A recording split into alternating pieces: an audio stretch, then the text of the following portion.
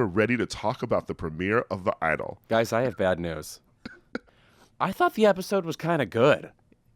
What the fuck is wrong with you? I would love to know. Welcome to Keep It, Cricket Media's show about pop culture and politics and what happens when they smack into each other at an alarming speed.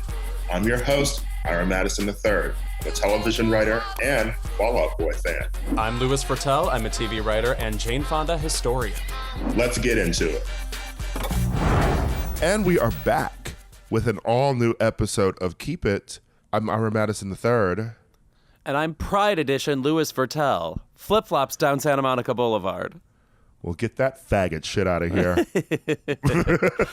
I just want to say all my life I wanted to be able to do flip-flops. I did gymnastics till I was in 4th grade. I did not come close. My cartwheels are still excellent, A+, but I absolutely cannot. I don't have the spine for a flip-flop. When are we going to see you do a cartwheel on Jimmy Kimmel? Well, let me tell you something. Dylan Adler, who is a gay writer, comic, who wrote on James Corden, he started doing sketches on that show, and he does like flips and stuff. I am basically just irrelevant. I can't do a single flip like that. Well, let me tell you something. Corden got canceled. That's true. So Due to my magic. They took Dylan Adler out back and shot him. And he did 3 flip-flops before he hit the ground. That was actually just Corden. He said he was begging CBS, I'll shoot my writers if you keep the show on the air. Sacrifice their souls. Drives a hard bargain. Well, speaking of CBS, love my segues. I'm going to say, for a minute thought you were going to bring up Touched by an Angel. We can talk about Touched by an Angel. Hopefully the latter season's with Valerie Bertinelli. We can talk about Della Reese. One of those people who you're like, is she still around? She's not still around. Did she have 7 albums in the 1980s? Potentially, yes. Potentially. She's exactly one of those people, right? Mm-hmm. You're like, oh, Della Reese's pop career. Just like people forget that Shirley Ralph has albums and they have hits.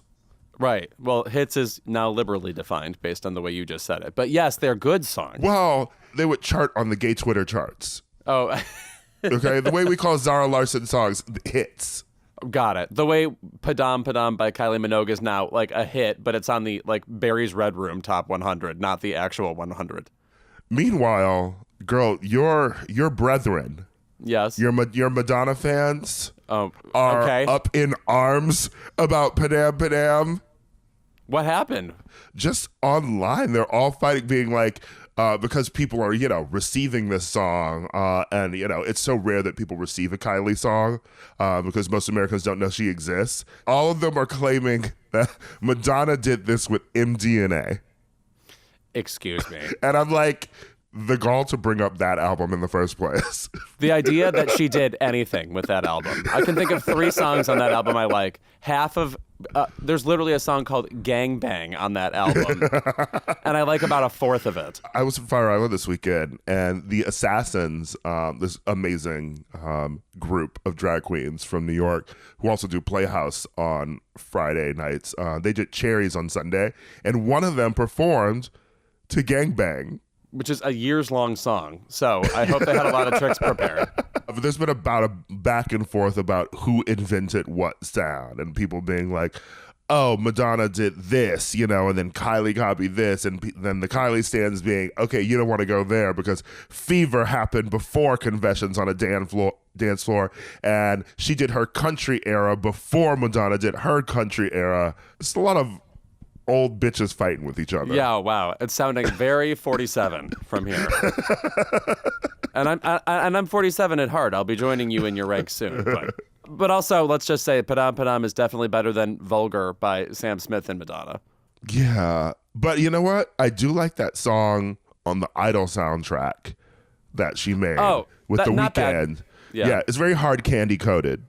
Right. Yeah. Which is fine. An era that has aged well, and I truly did not think it would once upon a time in like 2008, 2009. But we're going to talk about Pride and the Idol a little bit later. But first, I want to talk about SAG, who might be joining us on our strike. It sounds like they definitely will be, yes. They got all these damn people to vote for strike authorization. Like 97% of the voters voted in favor of it. And I was one of them, which means that I found my code in order to vote, which is way above my pay grade. I found mine too.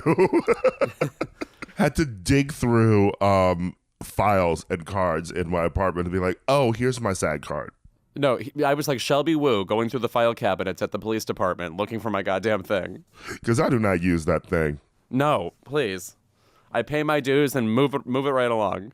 And maybe that's why SAG should be striking, because, I use my WGA health insurance. Right, correct. Not SAG's. But anyway, the strike authorization means that if negotiations break down with SAG by the end of June, when the contract runs out, then they will be striking. And that means the picket lines are going to get hotter. Yes. Finally. Oh, my God. Your lips to God's ears. Me walking with, like, somebody who is a script coordinator on some, CBS miniseries just doesn't have the verve of, somebody who's born for the camera. Let's get some stars out on the line. So the picket lines will get hotter, but unfortunately, the signs will get dumber. That's true. And by the way, we're not exactly killing it at the moment. When I look through those picket signs every time I'm on the picket, they have a bunch of like not discarded ones, but ones you can pick through, so they get reused again and again. And every time I'm looking through that, I have the same thought, which is, we need to kick some people out of the guild. Woof. Were they going for a pun with this one? I can't walk with that. It's like, pens down? Were they ever up? Oh, my God. Pens ran out of ink? I don't know. I mean, I'm trying to be sympathetic here. But anyway, the rules of this are basically, in the event of a strike, smaller and independent productions using non-union talent could continue, but most work would shut down because a strike wouldn't affect like filming for commercials, broadcast news, or unscripted content such as talk shows, according to SAG-AFTRA. But everything else would be shutting down. Sorry, I was hearing this in the voice of Fran Drescher as you read it, so I was really taken to a sonic place. Mr. Sheffield. Every once in a while, you get a voicemail from Fran Drescher where she addresses you by name at first and then goes, and it's like the boilerplate recording that everybody gets. And that is so shocking to hear on your voicemail. Just like, Fran, hi, Louis. Yeah, like how many of those does she have to do? I guess like there's a lot of Lewises, but for the special names, like the kid that, well, it is Hollywood. There's a lot of Iras. Right. Everybody is individualized, I assume. So hi, Viola. Hi, Malin. Just Ackerman. Oh, I see. Malin Ackerman. I wonder if she is in SAG because she's, overseas most of the time. I hope the actors go on strike with the writers. And then we all just, go on a long vacation. No, also, that's what I mean. Like, some of these people, you can expect to show up to the picket and, like, someone like, this is just a name I'm throwing out. I don't know if she's actually done this. Elizabeth Banks will buy donuts for the line or something. It's like, well, now you get to show up and be with us and, eat the nibble of the donut before you go and do the picket. Honestly, I don't know why I'm shocked because he's always seemed like a very cool person.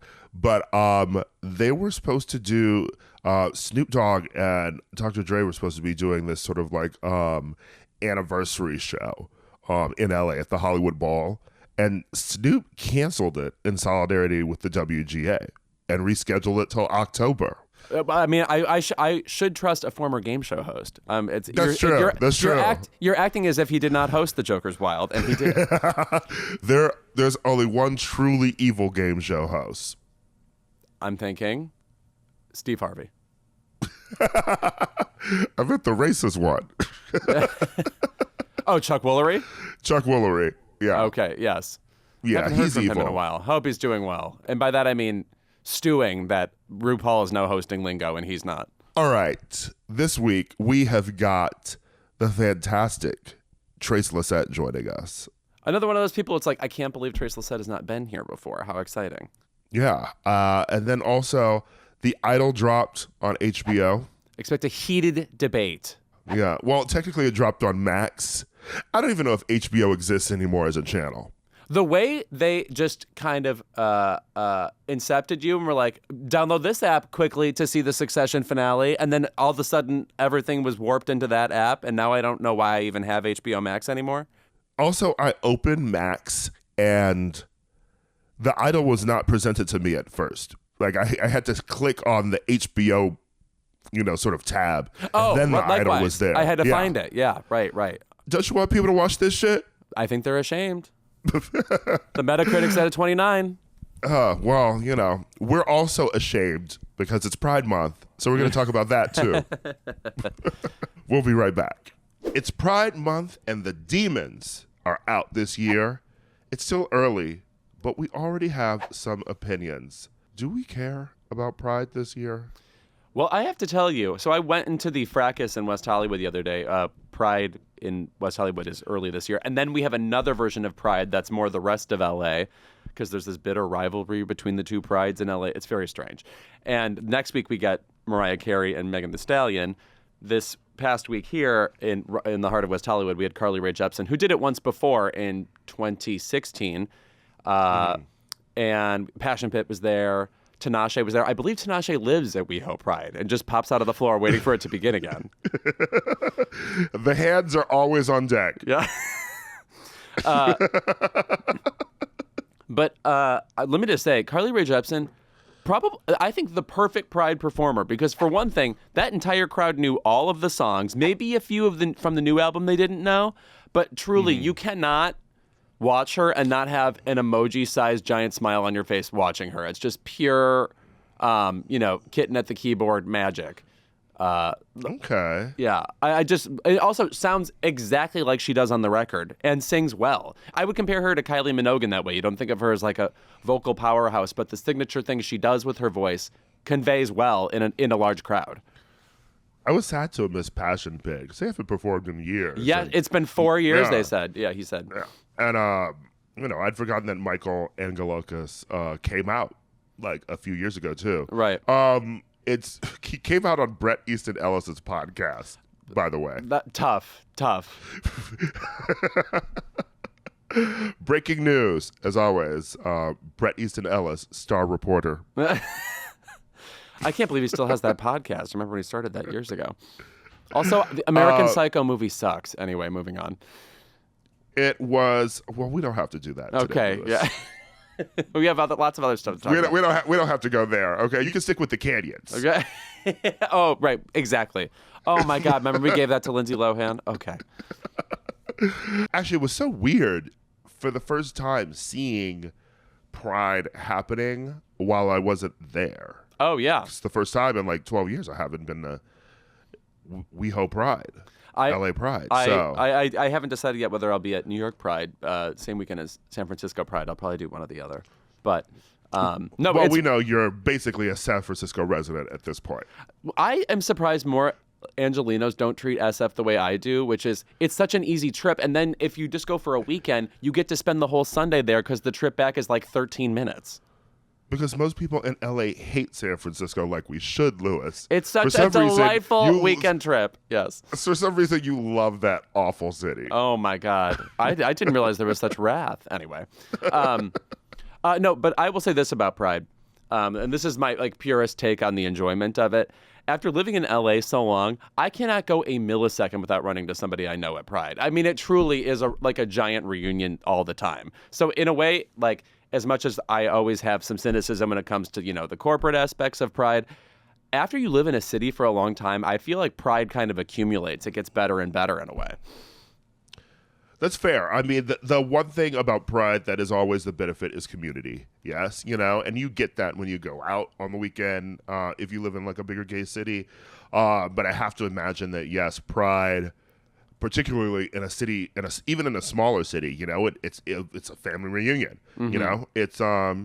It's Timmy Chalamet and Zendaya at the cookout. Okay, you just showed me this video, and I guess I just wasn't on Twitter this morning. I just wasn't prepared. First of all, it's the video of him dancing at this cookout is from behind, so it feels like somebody is staging a fake like TikTok making fun of what Timmy would do at a barbecue. Lo and behold, no, that is not a character from Recess. That was, in fact, Timothée Chalamet dancing it up in that jersey. there's some other angles, but also you could really tell that he was sort of holding back and, showing some deference. Yeah. I think, because we've all seen Timmy Tim Right. performing with a pink wig doing Nicki Minaj when he was in high school. Oh, right. No, you know what it was giving? That John Mulaney SNL sketch where he, in a not trying too hard way, dances at the black wedding. I think it's him, and I think Ego Nwodum is his wife or girlfriend in that video. Speaking of, side note, I was telling a friend yesterday that like I'm going to a wedding this summer, back in LA. My friend Kelly Carter's wedding, and he said, "Oh my God, a straight wedding. I'm so sorry." And I said, "Sir, it's a black wedding."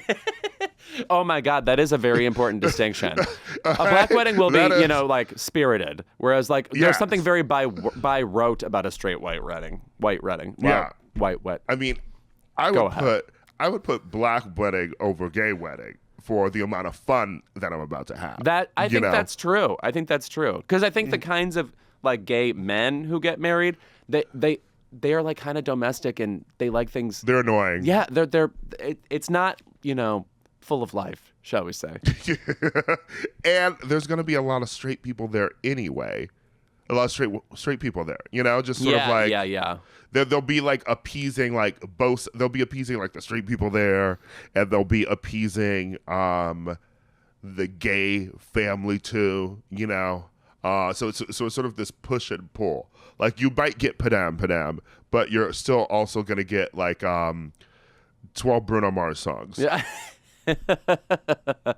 And that's all of them. Meanwhile, a black wedding, even if they're going to be white guests in attendance, there will be no appeasing the white people. No. Also, just everybody's up and I think something about white weddings that's particularly annoying, I've been to a few recently, is that nobody agrees. Like, not everybody's on the floor. Like, half the people are just sitting down. Whereas I feel like at a black wedding, you're likelier to get everyone just kind of in agreement about what to do at any given time. There'll at least be an electric slide moment. Yeah, right. Yeah. Something. There'll be a Dougie. Depending on the age, there might be a swag surf. But right. Yeah, there's not going to be any. There's not going to be any living on a prayer. No. Yeah. So. Just screaming while holding a beer. I mean, yeah. These are my people. It's so weird celebrating Pride this year, just because it's it's like we're back to the era of I was about to say we're back to the era where our rights are under attack, but what have they not been? Oh, right. No, but it just feels like it's extra this year. Like why do we get it's? I'm upset that I have to give a fuck about Target and their shitty Pride clothes. No, right. Or just like the absolutely random assault on drag queens. Just complete, like out of nowhere after 25 years, after everybody has like seen fucking Tootsie or what, like any form of drag has existed in front of us all the time. Now we have to defend the legitimacy of, like, honestly, a completely benign art form, How is drag different than like the B-52s? I mean, it's just like, it's very insane to have to like, I mean, it's no joke, and it feels like a joke.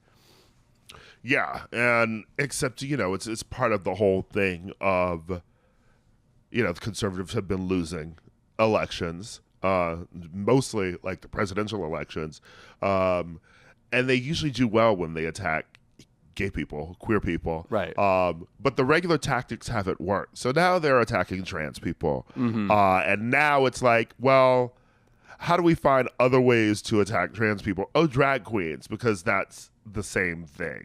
Except it's not. They're so Unless smart. You're watching Tu Wong Fu. Right. By the way, Tu Wong Fu holds up. Patrick Swayze. Perfect film. What an actor. Perfect film. Go ahead and watch that this Pride Month if you've not seen it. I feel like we don't talk about Tu Wong Fu enough. One of my family's classics. What's a gay film that is sort of like a classic that you feel like your family like watched when you were younger, that in your mind, it's not even like they were like, oh, like we're supporting gay rights, or like maybe we think our son's gay and we want to support him. It's just your parents or like other people in your family like genuinely just loved this movie. Because for me, To Wong Fu was always on, and I feel like my family just loved this movie. I'm trying to think of anything that explicitly gay, like my family all watched together. I mean, like my answer would be, and this is not explicitly gay, other than one character is gay, Clue. Like we watch that movie all the time, and you do get Mr. Green being a sputtering homosexual in that movie. And I think I voiced this theory before on the show. I believe that part is written to be gayer. I think he took a kind of plain spoken, like softer, more nervous vibe with Mr. Green. But if you read the lines, it's supposed to sound like Johnny from Airplane, who's like, this airplane's a big Tylenol. Like I think it's supposed to be like that because the characters in that movie are supposed to roll their eyes when he announces he's gay. And that only works if it's blatant. That's fair. Okay. I need to rewatch Clue. I haven't watched it in a minute, but I love it, obviously. It is this mysterious movie of, is it good? Like, there are plenty of parts where, like, bits that don't pay off, but you want to be in the world of the movie. You want to be in that house. Like, the actors are all, like, trying their damnedest, and some of the lines really work. The angst of Miss Scarlet, the strangeness of Mrs. White, the baddiness of Mrs. Peacock, and obviously Tim Curry is fabulous. But you're like, does it all add up? Does this, like, weird conceptual movie with 3 different endings really pay off? But the 3 endings is really too much. Yeah, but it's also like the board game, right? Like it's just completely random what you end up with. So it's like, why not have 3 endings? Yeah. Were you a Birdcage family? No, actually, I had to watch The Birdcage for the first time as an adult. I remember it being on at one point, and maybe my grandmother liked it, but I really didn't discover Birdcage, I think, till college. Yeah, I remember the scene of Robin Williams doing the Madonna Vogue thing just in the abstract. But when I finally watched it, I think I talked about this on the show before, maybe during quarantine when I finally ended up watching the movie. I love the characters and don't love the story. To me, the story feels like just a half-hour sitcom episode. And meanwhile, you have all these like top-of-the-line actors, including the Idol's Hank Azaria. The Idol's Hank Azaria. Yeah. Where he's giving the same level of vigor, if you know what I mean. Maybe one of the biggest gags of Pride this year is the Bud Light fiasco. Sure. Because have we cared about Bud Light? Granted, we've done ads for Bud Light before, so I cared then. To defend the honor of Bud Light to this degree, I mean, like, if I'm at a bar where there's, like, free popcorn and then I need to drink it with something, sure, of course I would like a Bud Light or something. But I don't know, people are waging, like, the Revolutionary War over this because it's associated with Dylan Mulvaney. I mean, it's just a real mindfuck. Another completely benign, nice person, smiley person, and people can't handle that she's drinking the beer. Anyway, it's so bizarre. I do want to say, though, that I barely had heard of Dylan before the Bud Light fiasco, and then it was all of a sudden like Dylan popped up out of nowhere. Right. No. And now they're everywhere. Precisely. I wonder if the way we feel about like conservatives throwing out Bud Light and shit is how the British felt during the Boston Tea Party. I think about this all the time. It's certainly how I just feel. Like, girl, what are you doing? It's tea.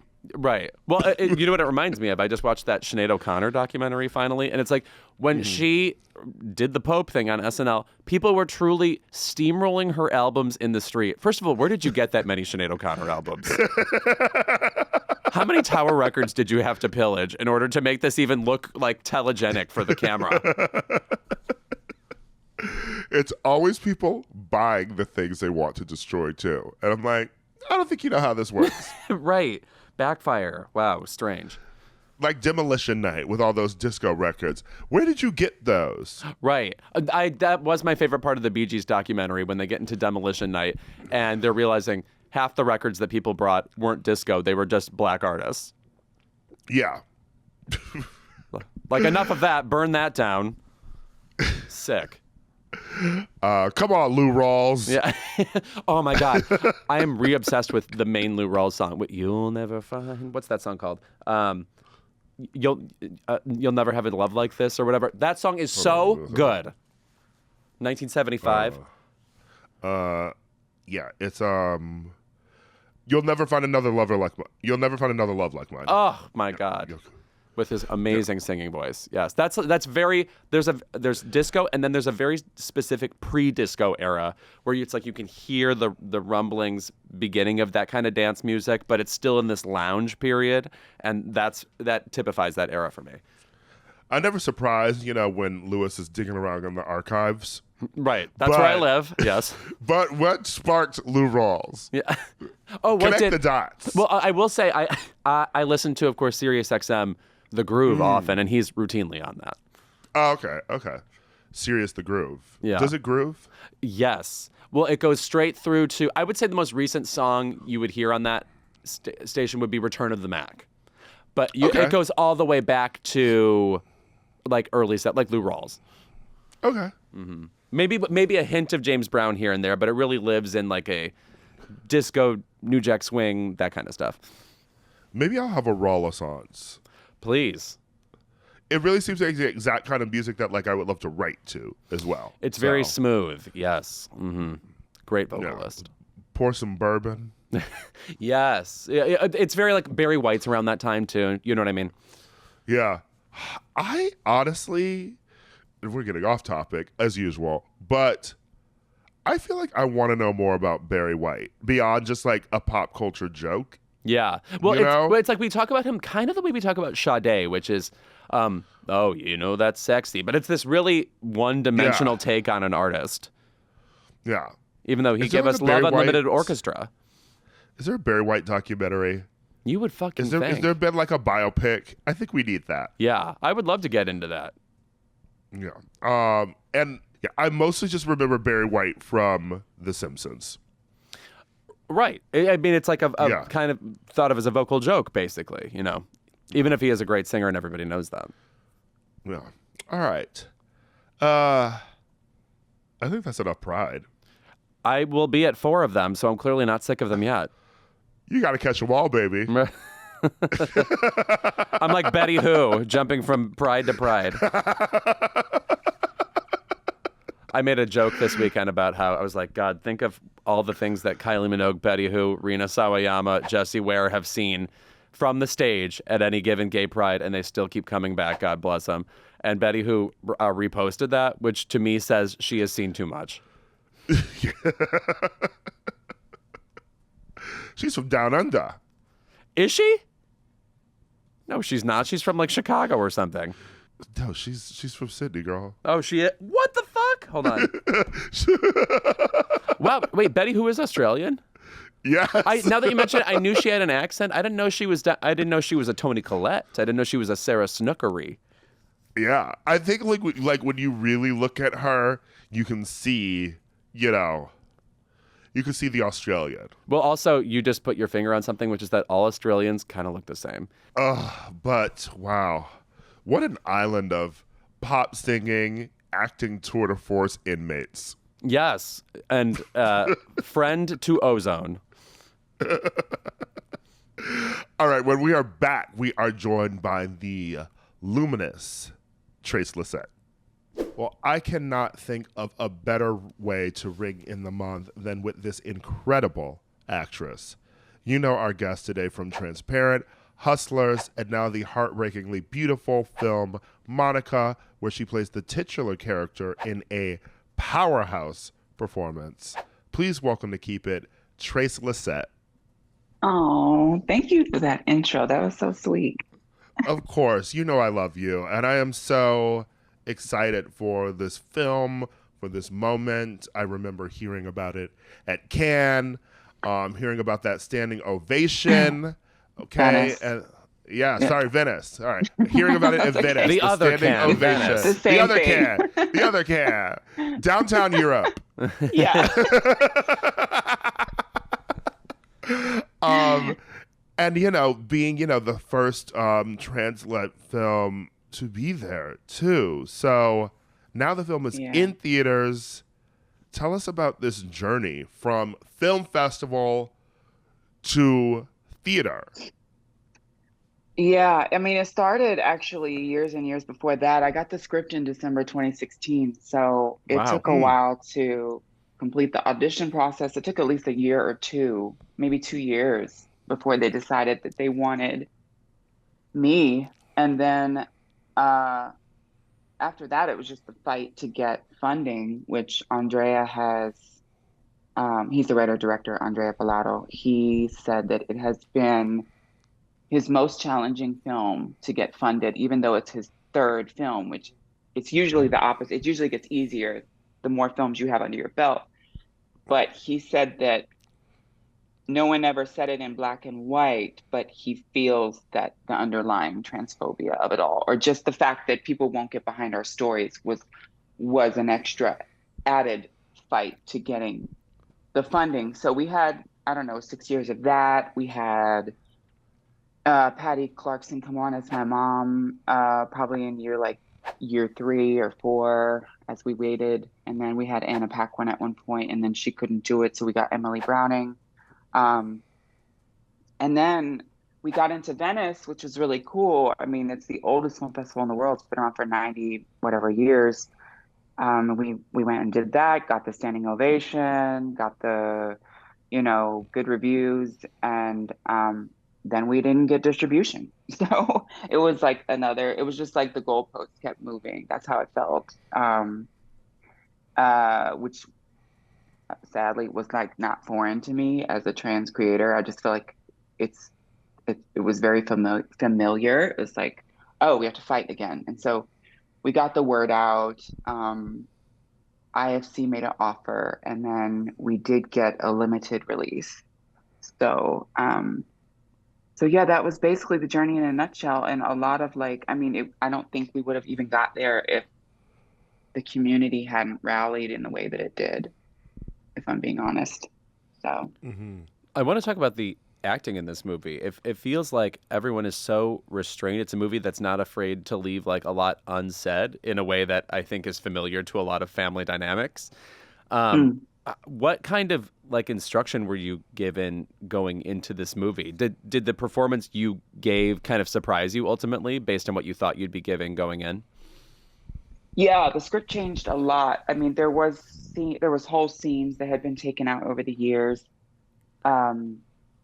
At some point, they asked me for notes, and I came on as an executive producer as well.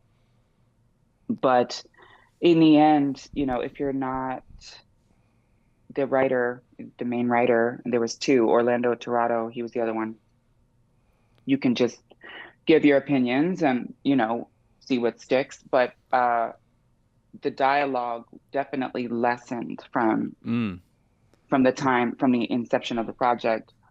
So when I got to Cincinnati to shoot it, it was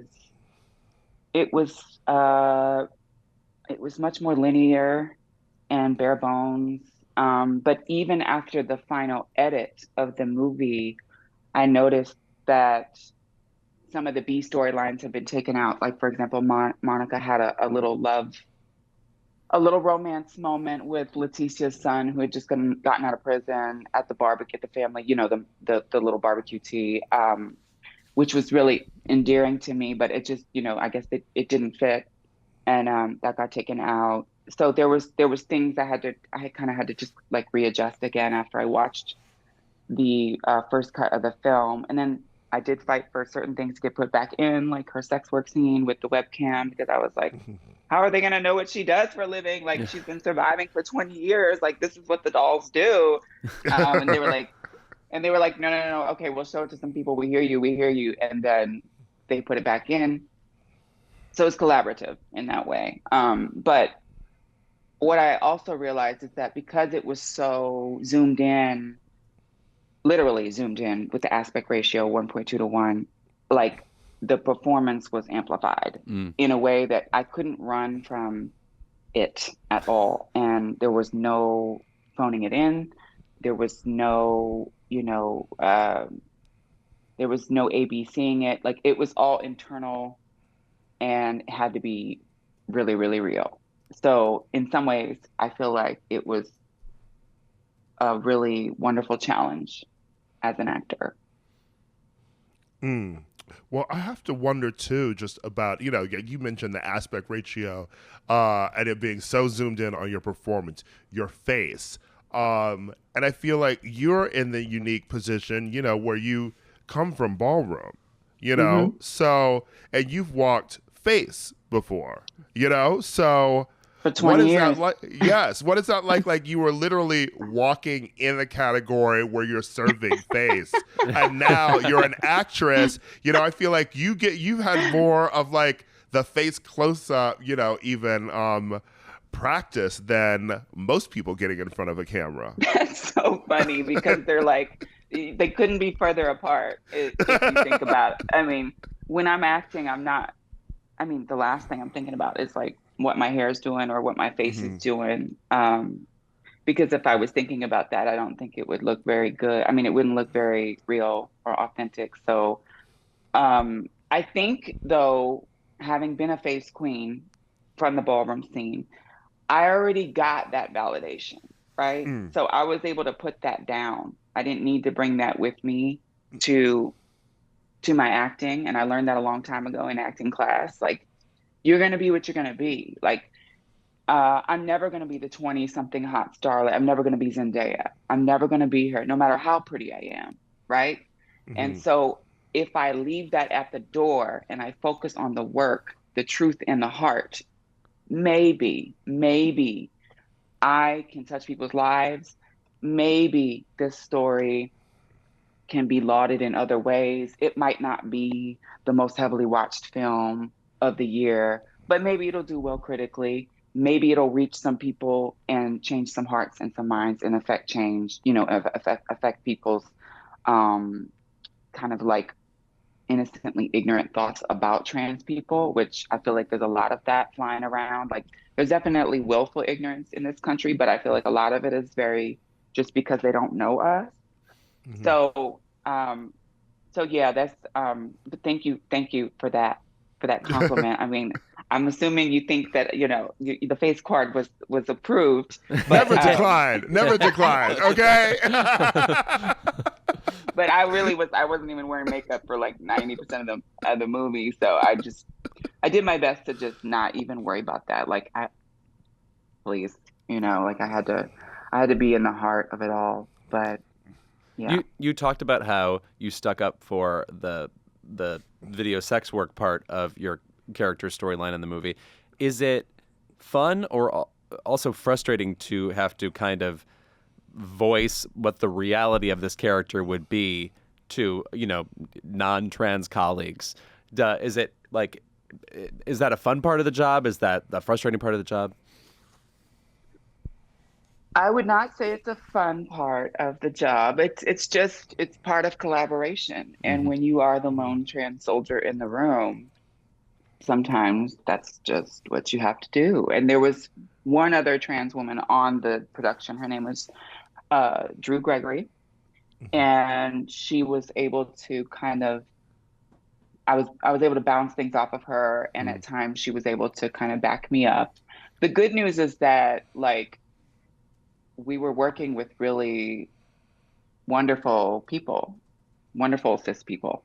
So, I mean, sure, in a perfect world, maybe there would be like 5 or 6 trans people on set, and we wouldn't have even had to have that conversation. But I guess on the bright side, it's like they welcomed the collaboration. Doesn't mean it wasn't a fight sometimes, but I knew Monica deserved it. I knew the dolls deserved it. To really see ourselves and our journey. And I knew I wasn't dealing with unreasonable people, and I knew that they wanted the story to be the best it could be as well. And so in the end, they ended up like thanking me and thanking Drew because it made for a better product.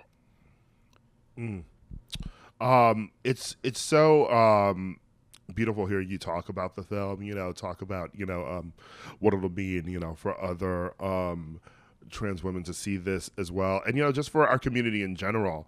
And I wonder sort of when you're like not, focused on everything that you got to get out with this film and promoting it and stuff, like, what shit does like Trace like to watch? Like, what do you enjoy, and sort of what would you love to see, you know, in a perfect world where you don't always have to make a film like Monica, you know, like you get to do another film where you're just existing and having fun. Like, what kind of genre do you want that to be?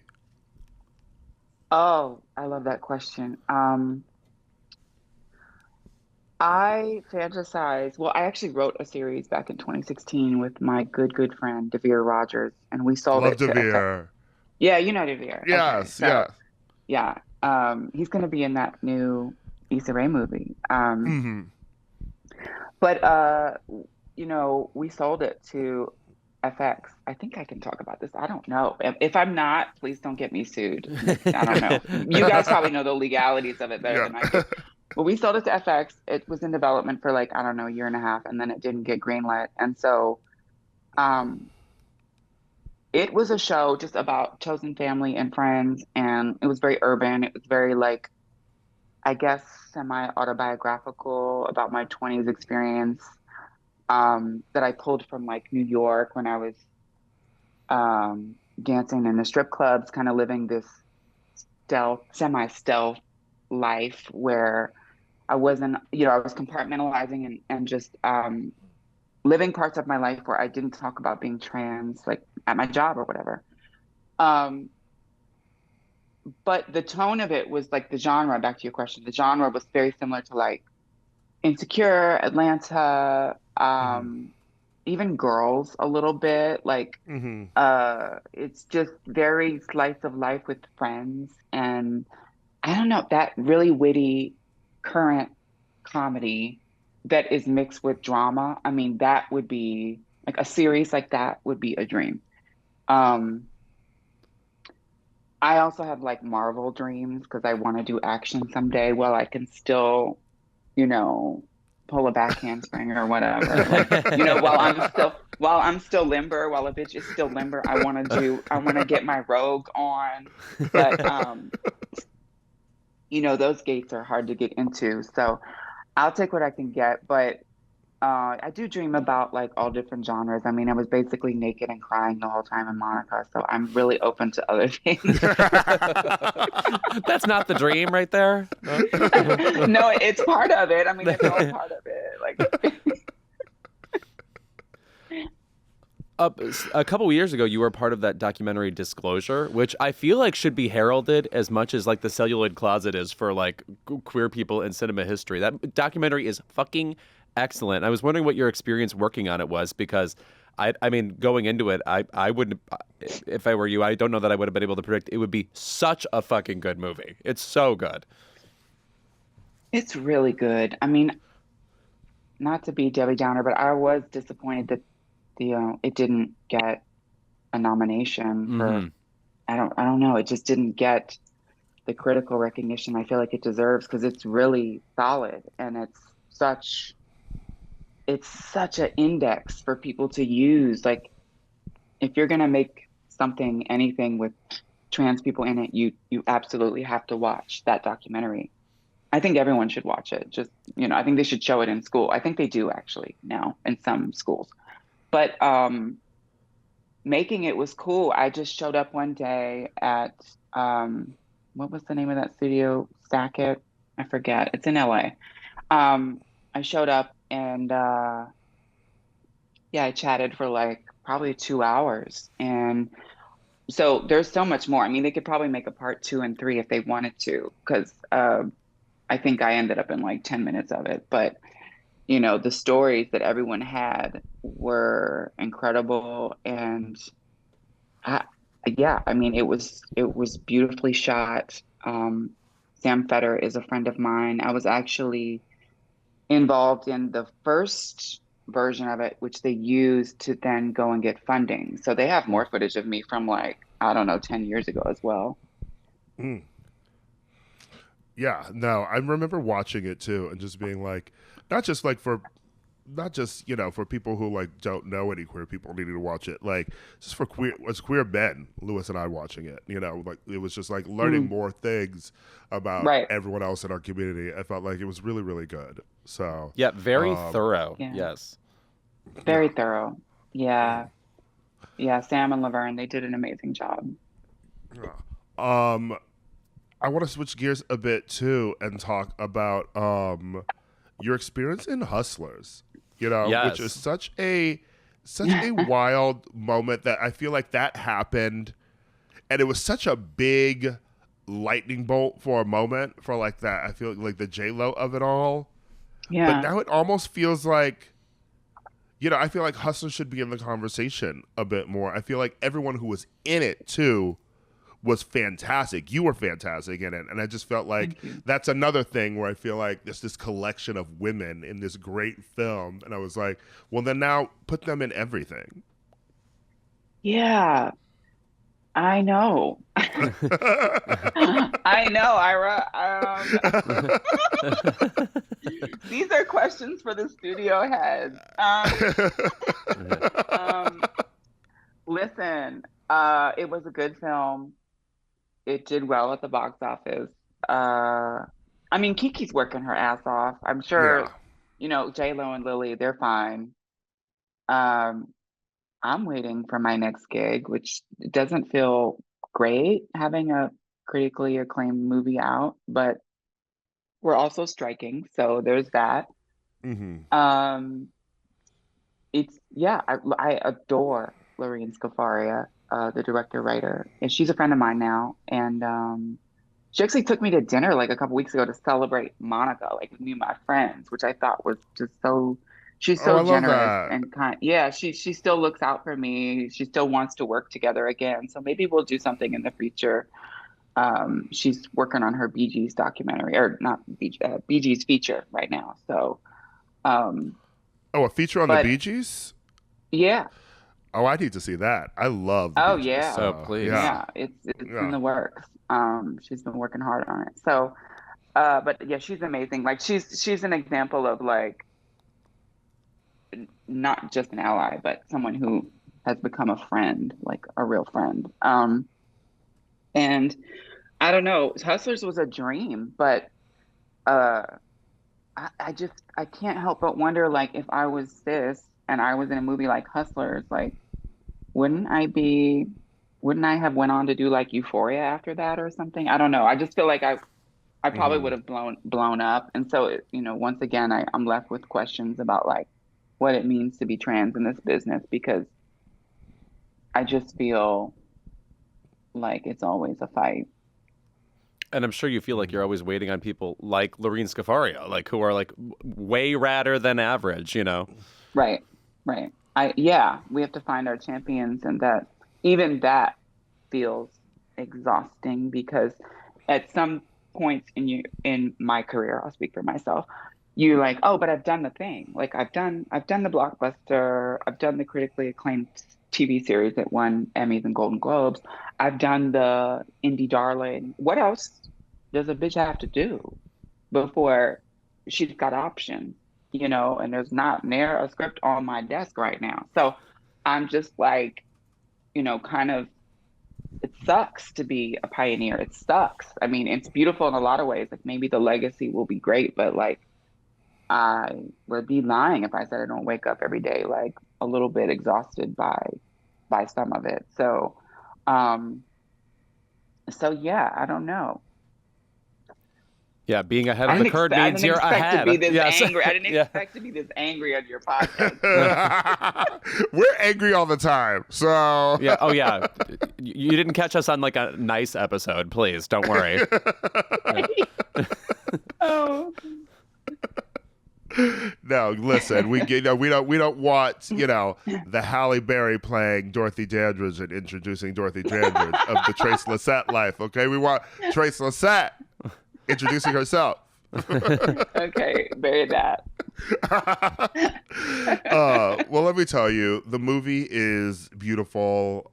Patricia I'm happy also for so you. good in it. Patricia Yeah. also so good in it. Yes. Oh, Yeah. Patricia's amazing, and she's such a riot. I mean, she was sick and dying in the movie, but off camera, I mean, offset, she was kikiing with me at the bar, like just total grand dame, like old Hollywood, like hilarious.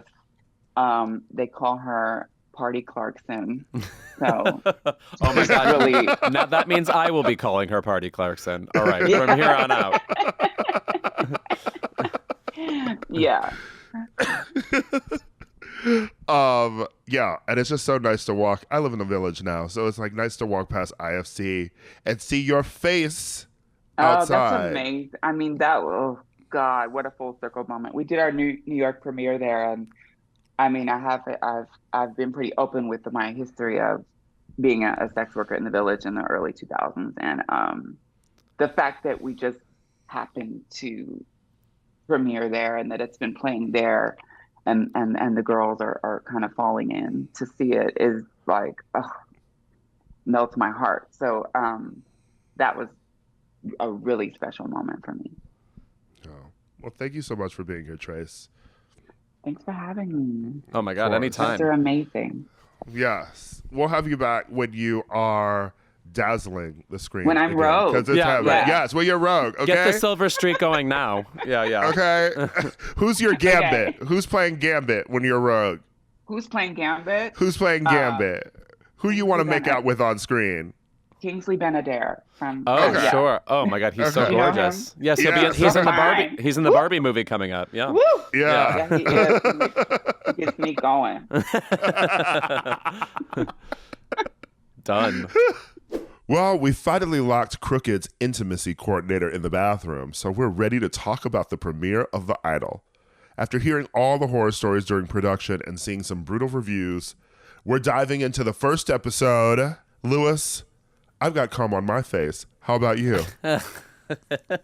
Guys, I have bad news. So this is like the lowest rated show in HBO history.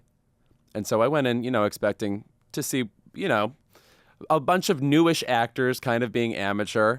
My favorite thing, pop stars attempting to act. We can go down the history of how dubious that road has been and how surprisingly successful some people have been on that track. I thought the episode was kind of good. What the fuck is wrong with you? I would love to know. I thought they set up, so Lily Rose Depp plays this huge pop star, and she's surrounded by this coterie of handlers and stuff who are all cynical and self-interested ultimately, but saying things all the time, like philosophizing about how, like, yeah, this is a good comeback for her, and constantly spinning a narrative about this person who's named Jocelyn, which is a baffling name for a pop star.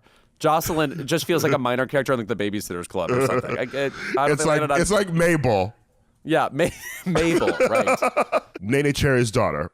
Yes. Also, Tracy Ullman's daughter. Anyway, so I expected it to be an amateurish production. I was set up for it to fail. Maybe it's just I was set up for it to fail. But I thought Lily Rose Depp was really good.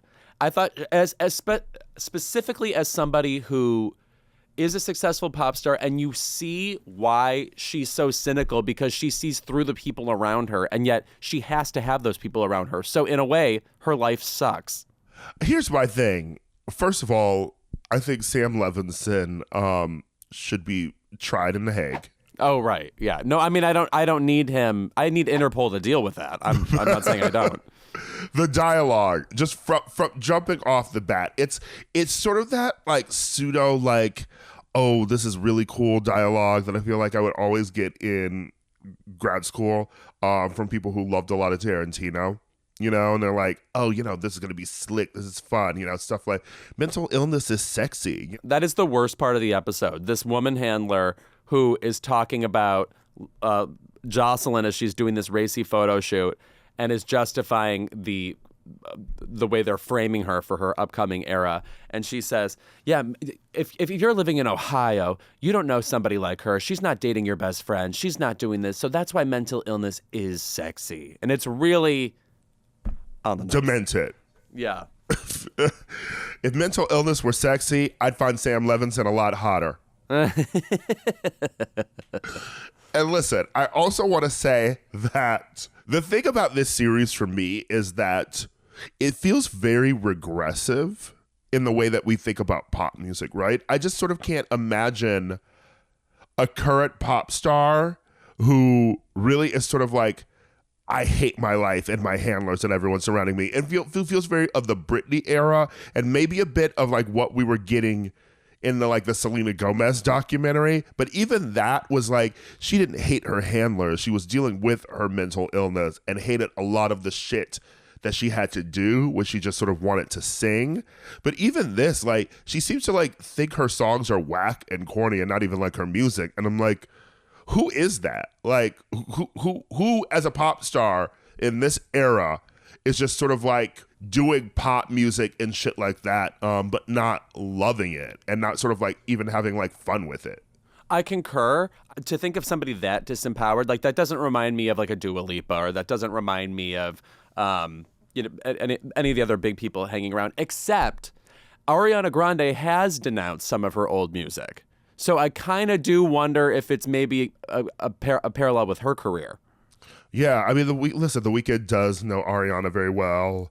The Weeknd was also involved with Selena Gomez, so maybe there are some, connections with that. But I don't know. It seemed very like trying to be too much for the sake of being too much. I don't know what story we're telling here. I would also say, like, maybe that's a little bit too cliched too. Like, an old idea of what we think about a pop star, like, they're toiling and working very hard, and and to what end, and they're not artistically satisfied, and they're basically a piece of meat being hustled through photo shoots and choreography. I mean, listen, I like the acting. I really like a lot of the side people. What do you think of Abel's acting? I don't like that. I was pretty amused that he was talking so much about When Doves Cry and Prince, because his performance to me was giving Prince in roughly Graffiti Bridge. I'm loving all of the side characters. I'm loving Rachel Sennett. I'm loving Dan Levy getting to do something different. Hank Azaria is wilding out in this. Lily Rose Depp's amazing. I'm actually surprised how realistic Dan Levy is. He really does feel like that, like, overly smart, like, kind of bitchy person who's there to spin the narrative about this person's career and lightly take issue and umbrage with everybody else trying to run the operations. I found the aside of Hari Neff's introduction very funny because it felt very realistic, at least to things I've experienced in life. Like the person, the Dan Levy character introducing her and being like, one of the best pop culture writers, just like saying something stupid like that. Like, that's what was said, like, when I was introduced to Travis Scott and Kylie Jenner. I'm like, they don't care about this. I'm like, right. I write profiles. Yeah, and also, only the best. Yeah, bring me gay Talese, said Kylie Jenner. Hari Neff styled very much like one of my favorite pop stars of all time, Kathy Dennis, by the way. Please look up her album, Move to This. Yeah. Is it music you can actually move to, though, Louis? I would say yes. Okay. Especially if you wear a little black cat suit like Kathy Dennis. Mostly, I'm just thinking of this in terms of Euphoria, and I get like Euphoria at least makes sense because it's it's from the, it's very kids, it's very skins, it's we've seen that in Gossip Girl, we've seen that in high school, like, and at least it's telling Zendaya's story at first, and then it's branching out and telling all these other stories. My thing about The Idol is it seems completely uninterested in its main character. Meaning what? It doesn't seem interested in like her journey or anything. It seems like a story is being told about this woman being corrupted, by this man she's meeting, but like she seems to have no agency in the story either. Right. Yeah, everything sort of just happens to her. This is a situation similar to the movie Blonde. It's very Blonde, the TV show.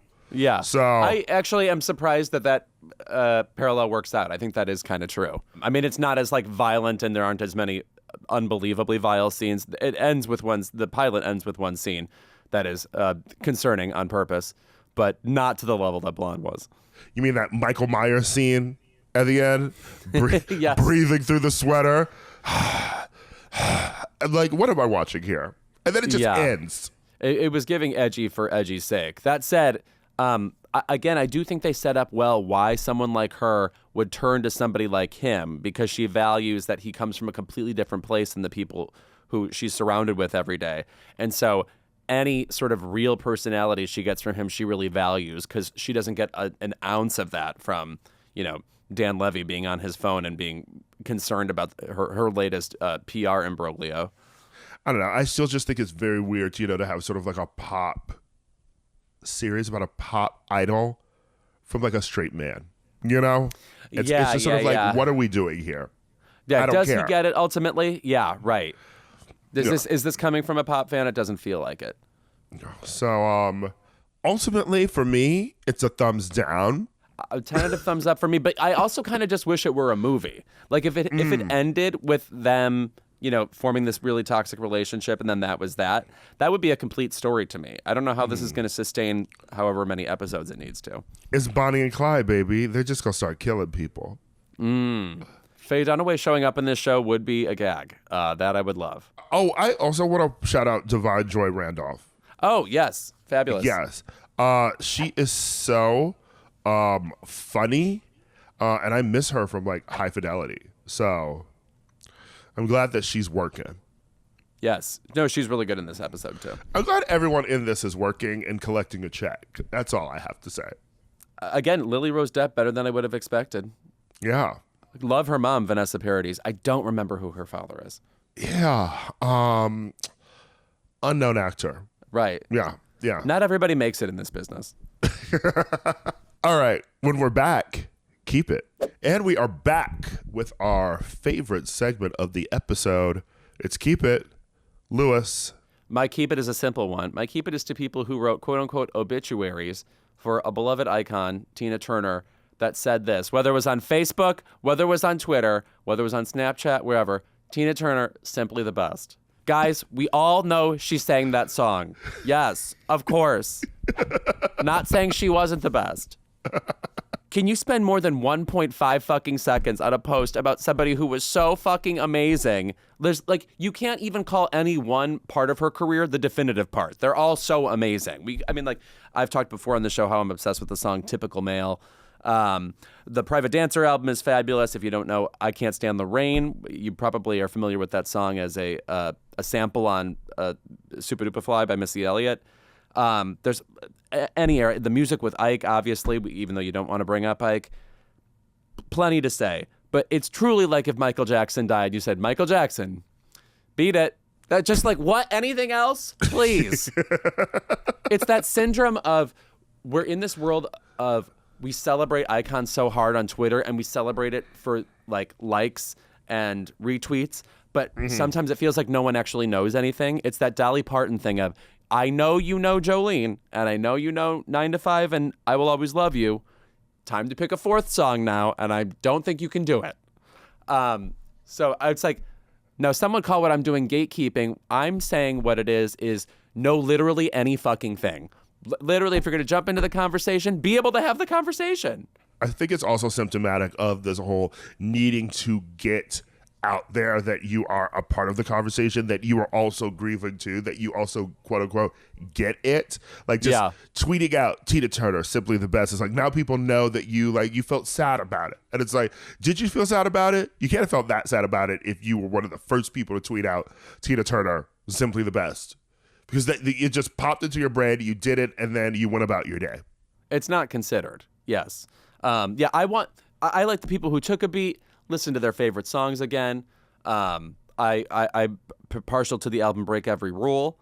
We could do an entire episode about Tina Turner. It's just it's crazy how much she brought, and also it's in the documentary we got about her recently. She basically foreshadowed her own death. She made her final trip to the States before going back to Switzerland, and kind of alluded to a mysterious illness. If we're talking about the greatest women in rock and roll history, I think it would definitely be Aretha Franklin, Tina Turner, Janis Joplin, Madonna, in any order. You pick where they belong. Yeah, Joni Mitchell's up there too. Maybe Bonnie Raitt.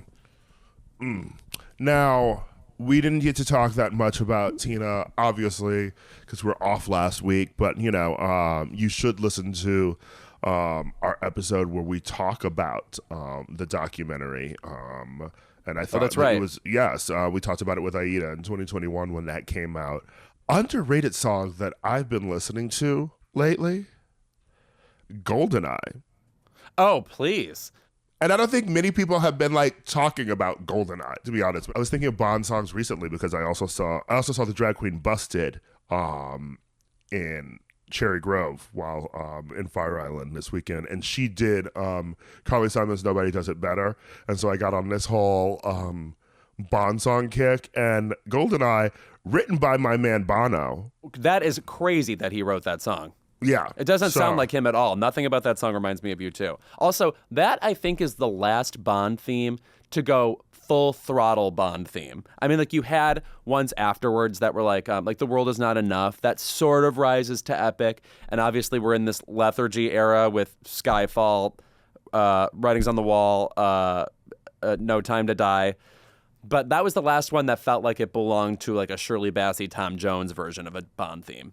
Yeah, I mean, I love Sheryl Crow, but Tomorrow Never Dies is really not memorable. That's getting a little soupy. You know what I'm saying? It's getting out of the lightning and into the soup. And let us not forget Die Another Day, which is... Barely a song. Which is... God love her. I kind of like the song. It's a Gregorian chant. Yes. I'm sure I brought this up before. That was in the Kazaa era when that came out, and I remember downloading a version of that song that didn't have the vocals yet in it, and the vocals are basically an instrument in that song. It like just sounds blank without it. I truly thought Madonna had lost her mind. Like that. So I was like, this song doesn't sound complete. It doesn't look like somebody produced it. Anyway. And little did you know. 20 years later, we're having the same conversation, if you know what I mean. We didn't mention this in the Idol conversation, but I like her new song on the Idol soundtrack. I will say the music in the Idol is great. So. Oh yeah, we got some Prince at the end there, didn't we? Yeah. So. And Like a Prayer was played in the middle of the episode too. Oh, and I'm tying it all together because Madonna did a song with The Weeknd for the show. Okay, so they probably did a little deal there. Okay. If there's one thing The Weeknd knows, it's music. Let's go back to that. All right. Yeah, get back to the Super Bowl. You need to get back in the studio. You're your own Jocelyn. Yes. Ira, what's your Keep It this week? My Keep It this week goes to viewers of the Succession finale. Not all of them, but in the wake of the show ending, it seems like a lot of people didn't know what the fuck they were watching. Meaning what? So, the finale happened last week and we were off. So let me just sort of recap this for everyone. The siblings band together to try and take control of their father's company with a vote. And Kendall sort of tells his brother Roman and sister Shiv that he is the only one who can sort of run the company because Shiv, has a lot going on with basically being a woman. And Roman, sort of embarrassed himself at their father's funeral. So he's like, it has to be me. And we always knew he was always going to say it has to be him. But, he comes up with this reasoning.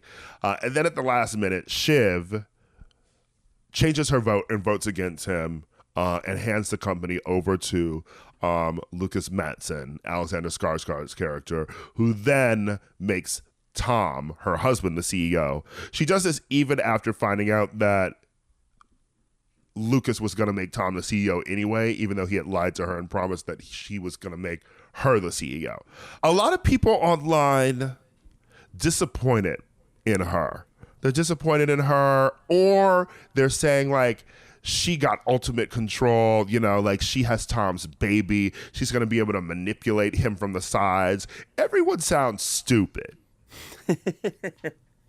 Basically, she's a hater.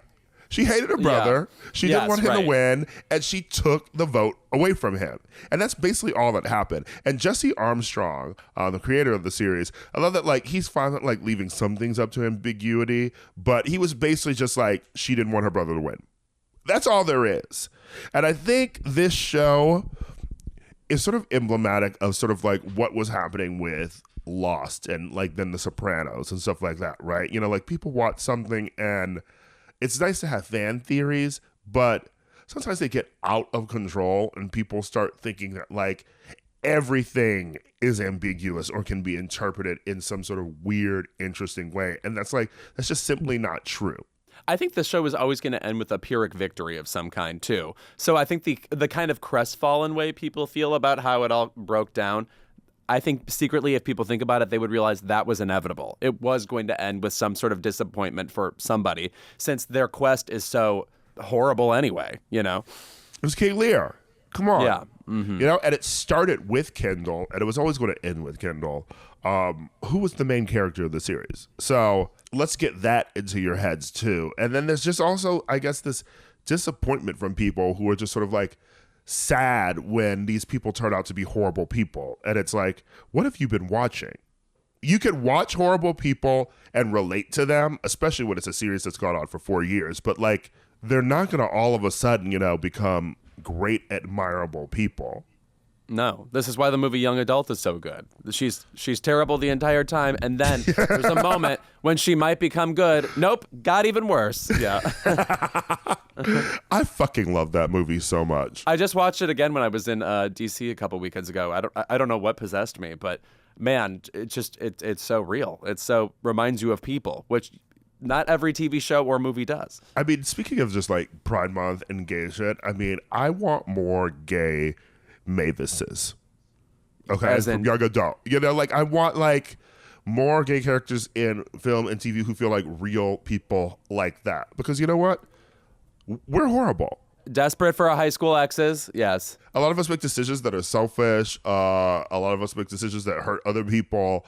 And I think that movie just feels so human and real to me in a way a lot of other movies don't. I mean, it's Diablo Cody's best film and Jason Reitman's best film that he's ever directed. So No, the way she casually lies about how amazing her career is to like people in her hometown, it's like pretty painfully apt. I mean, I think it's pretty funny. And like obsessively thinking about her ex from high school by like continuing to play that song on loop in the tape deck, just opening up the movie like that. I'm like, it's beautiful. I'm glad to think about that movie again. It really is fabulous, one of a kind.